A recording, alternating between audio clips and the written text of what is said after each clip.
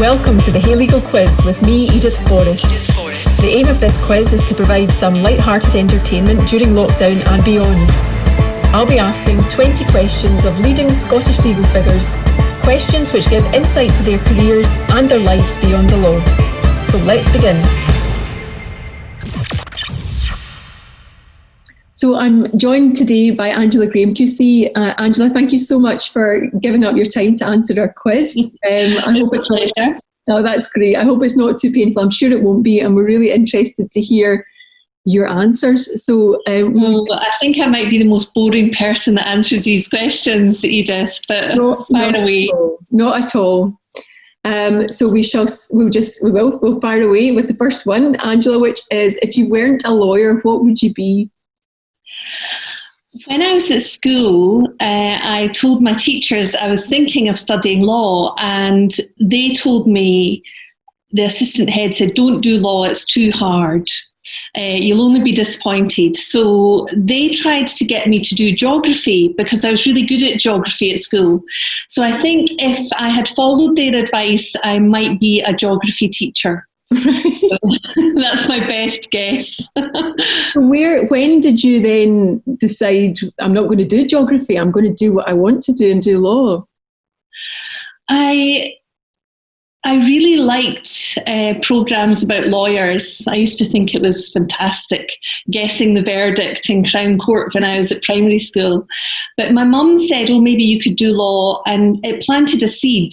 And then it was actually when I went to university, Lord Pentland was the clerk of faculty then, so it was a long time ago.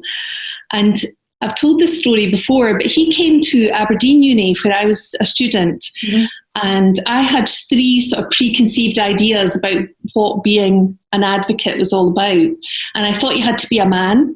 I thought you had to have gone to a private school. And I thought you had to be a sort of mega brain, a sort of brain on a stick sort of thing.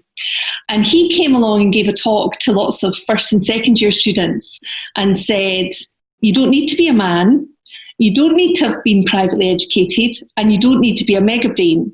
But he said, you need to be able to do one thing. And I thought, okay, what's that? And he said, you need to work really hard. And I thought, I could do that. I could work really hard. It just made it seem sort of achievable to a normal person.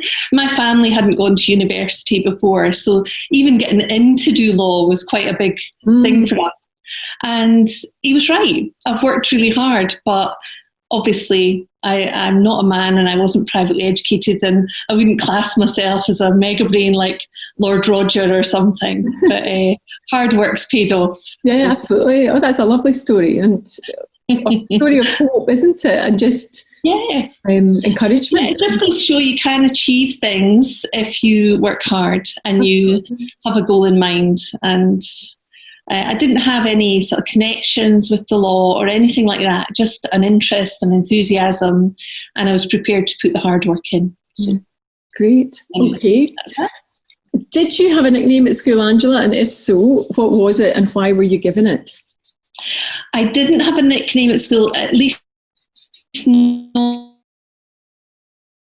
one. And I think I pretty much flew under the radar. So I never really attracted enough attention to merit a nickname. Sorry. Not at all. Just listening to my dog squeaking that toy. I'm hoping she doesn't interrupt the quiz. We may have to take that off. Don't worry. The third question is, were you a swotty type at school? Well, I was a girl and I was really quiet and I did my homework, so that probably counts as a girly swot, yes. Right. Question number 4 is, what was your first job? It was at the age of 12, I was a paper girl and I delivered the Edinburgh Evening News in 3 streets around where I lived. Okay.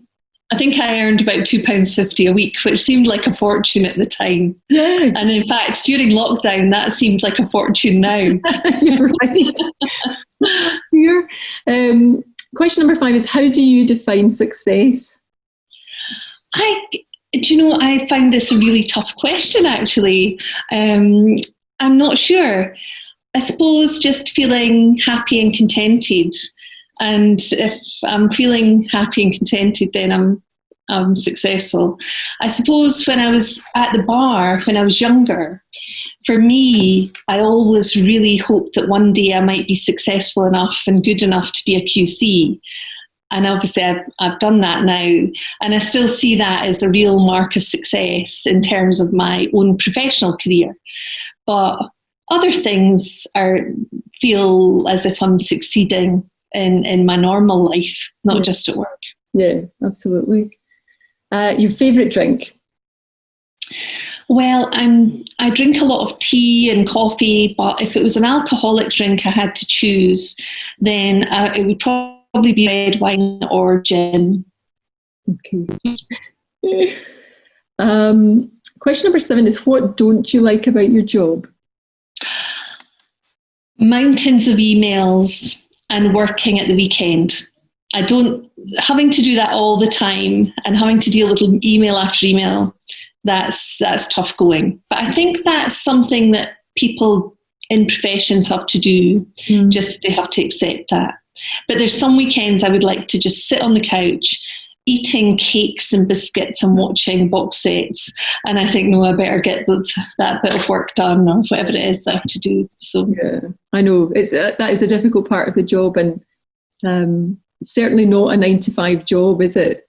No, it's definitely not. There are times in my career where I feel I've never switched off at all, and my phone is just, and emails just constantly coming in. So, and that isn't really a very healthy place to be, I don't think.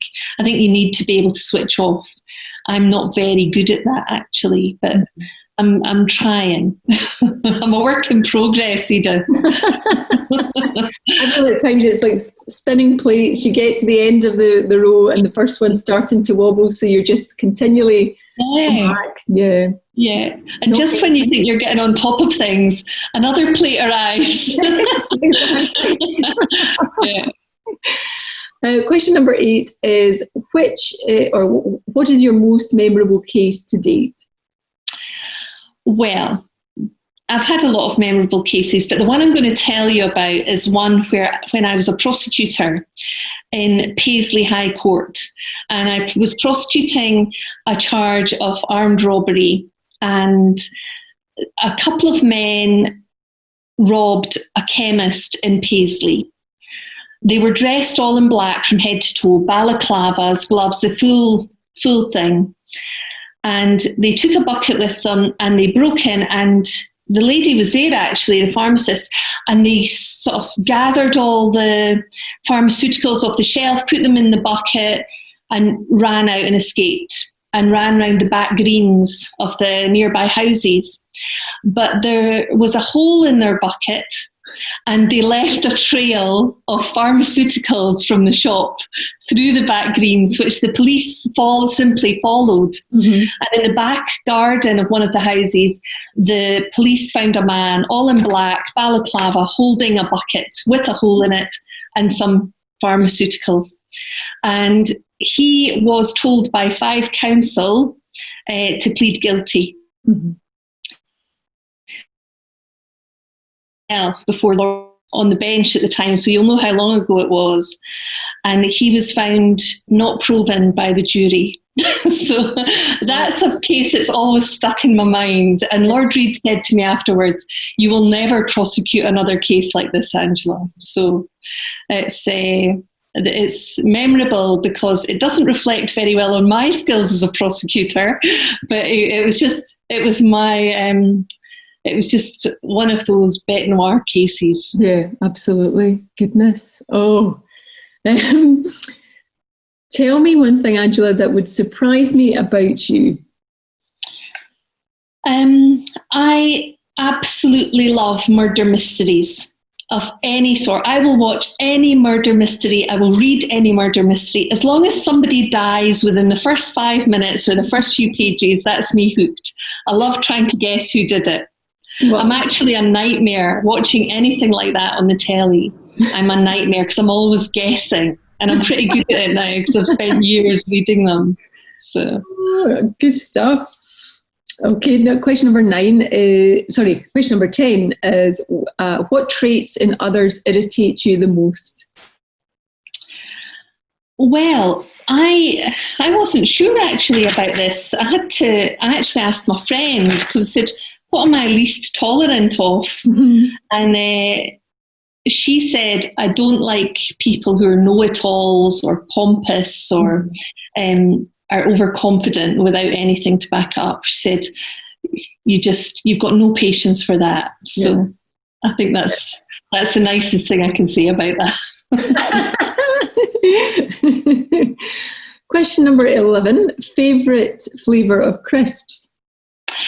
I think it would have to be cheese and onion. I am addicted to cheese of all sorts. I love cheese. So anything with cheese in it, and I'm a sucker for that. Question number 12 is, what book would you recommend everyone should read? Well, I wouldn't recommend any books, because I hate it when people recommend books to me, because it's never a book I want to read. And if I like the person, I always feel sort of obliged. And they never have a murder in them. And then I'm like, oh, I have to go and read it. There's so many better things to read. So I wouldn't recommend a book to anyone, unless I was forced. Yeah, and I'm not going to recommend one now. Okay. I'm just going to pause this recording at the moment because my dog is causing mayhem. Give me 2 seconds. Okay. I'll just start recording again. Okay. So question number 13, Angela, is, do you have any irrational fears? Oh, loads, and they change every week depending on what sort of case I'm doing. So if I'm doing a clinical negligence case, I've got irrational fears about getting some horrible problem that I've read about. But I have general ones like spiders and heights and all sorts of things. I'm very risk averse, and I can see the danger in every situation. Oh, really? I have great capacity. Yeah. I think it's a combination of training and natural tendencies. So, yeah. Oh dear. Question 14 is, what are your oldest pair of shoes? Oh yeah, I've actually had the opportunity during lockdown to have a real clear out. So every wardrobe and cupboard and drawer is tidy. But I do have a really old pair, which are a very pale, creamy suede with some little gold bits on them. Very strappy, very high, totally impractical for anything other than sitting in a chair looking fabulous. And I bought them for a wedding once, and I've still got them because they're so lovely. So I've got those. Oh. And they're very old. I don't know when that wedding was. A long time ago. Yeah. It'd be nice to throw out. No, and that's the thing. You couldn't possibly throw them out. Couldn't possibly, no. Question 15 is, who has had the biggest influence on your career in the law? I find that a difficult one to answer. I suppose Lord Pentland in many ways, because if it hadn't been for his talk when I was at university, I might have gone down what may have been viewed as a safer option and maybe not coming to the bar and becoming self-employed. So I think he had a really big influence. But then when I came to the bar, my devil master was absolutely amazing. Colin Tyre, now Lord Tyre. Right. And lots of people throughout the years, have influenced me. Alan Turnbull influenced me when it came to going into Crown Office, and that was a big change for my practice and a wonderful experience. And just lots of people. I've been really lucky. I like getting advice from clever, wise people, and there's quite a few of them at the bar. Yes, there are. And it's good that there is that collegiality as well, that you can go and approach these people, and they're generally very happy to share that with you. I think they are. I think in some ways people see members of faculty as quite aloof and intimidating, but actually they're really interesting people, and really most of the people that I have dealt with over the years are really willing to share their experience and knowledge and wisdom. Yeah. And I've benefited from that many, many steps along the way. Yeah, absolutely. Question number 16 is, what is your favourite chocolate bar? Oh, I love dark chocolate. So any sort of plain dark chocolate of any description, make, model, if it's dark, I will devour it with a passion. But basically any chocolate. I mean, why limit yourself to one type? Absolutely. Yeah. Okay, question 17. What's the fanciest event you've ever been to? Well, without a doubt, I have only in my life ever been to one white tie event, and that was in Vienna in the Hofburg Palace, and it was the Juristen Ball. And I don't think I've ever been to an event which was quite so glamorous in my entire life. Wow. It wasn't just the full black tie, it was the white tie. Yeah. So long gloves, I wore a tiara, I had my hair put up. It was a sight to behold. Wow. It sounds amazing. Spectacular. Yeah. Yeah. Absolutely spectacular. Yeah. Question 18 is, what quirks do you have? Oh my goodness. I asked my friend about this one as well, because it's hard to view yourself objectively. But she said, when people really annoy me or say something really stupid, she said, I have very expressive eyebrows. And she says, you can always tell, even if I'm not saying anything, if my eyebrows shoot up. She says, then I know something stupid's been said. So I think probably my eyebrows is my quirk. Mm-hmm. We need to keep an eye out for those eyebrows. Yeah. I don't think they've raised too high on this interview. Question 19. What is the best piece of advice you have ever been given? I don't know, actually, because I've been given a lot of really good advice over the years, general and specific.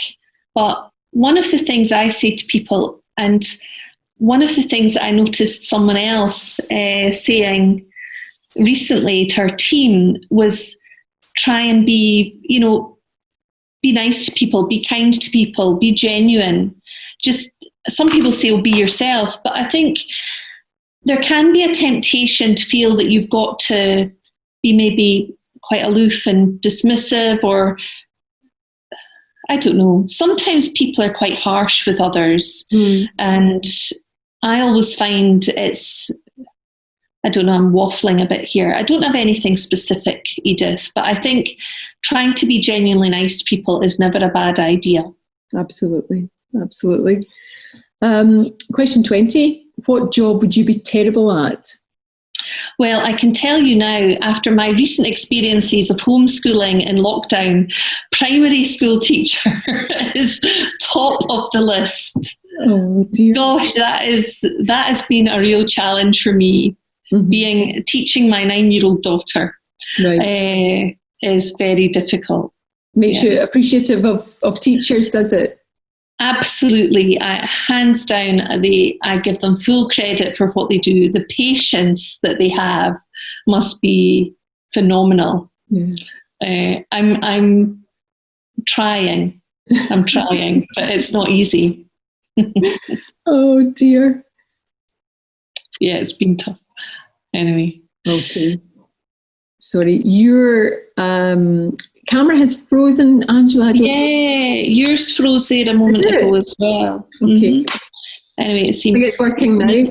Yeah. Okay. So, question number 21. What is the weirdest talent that you have? I don't think I have any talents, but then that's because my daughter watches Britain's Got Talent. So, but apparently my weirdest talent is the ability to walk in mega high heels for long distances over cobbles. So that is a talent that I have, although I don't always put it in practice. But that's not something I have to tell you about, Edith, because I've seen your heels at faculty dinners, and you are absolutely top of the tree when it comes to walking in high heels. I like you, I don't do it often. I usually have my trainers or something flat to get to court in, or your handbag. Exactly. And then the final question, Angela, is what have you enjoyed most about lockdown? Well, lots of things actually. I've done some baking with my daughter, which was nice. I wouldn't have spent as much time with her if we hadn't been on lockdown. Mm-hmm. I've enjoyed not getting up so early in the morning. I've enjoyed Zoom meetings where I can sit in the living room, and when I glance away from the screen, I can see the beach. So that's been quite nice too. So there's lots of nice things, although it's been frustrating at times as well. It's been strange being stuck in the house and not being able to go shopping or go out and meet friends. So, but some good positives, and then the restrictions are inevitably going to be absolutely drawbacks too. I mean, my kitchen cupboards have never been so clean. I've cleared out all my old rubbish from the wardrobe, so there's benefits as well. Absolutely. Well, Angela, thank you so much. That was so interesting. Fantastic answers and a real insight into you in a way that perhaps people never would ordinarily be able to find out. So thank you very much for your time in answering the quiz. It's a pleasure. It's been lovely to talk to you, Edith. I don't normally ask myself these questions, so you gave me pause for thought. Absolutely. So it's been really nice, and I hope Hey Legal do well. I'm looking forward to using their CPD in the future. Well, that's really kind of you, and thank you. And just before we let you go, can I ask you to nominate someone else to take the quiz? Yes, I can. So I'm thinking of someone who I think is a real character and would be very interesting. And I'd be really interested in his answers to these questions. So I am going to nominate Donald Finlay QC. Thank you very much. A very interesting candidate indeed. So thank you, Angela, for that. And thank you again for your time and your answers. Thanks. Nice to speak to you. You too. I hope you enjoyed this episode of the Hey Legal Quiz. We are releasing more episodes weekly, so please sign up for free to Hey Legal on our website to access our free content, legal updates and more. Plus follow us on Twitter, YouTube, Instagram and on all podcasting platforms.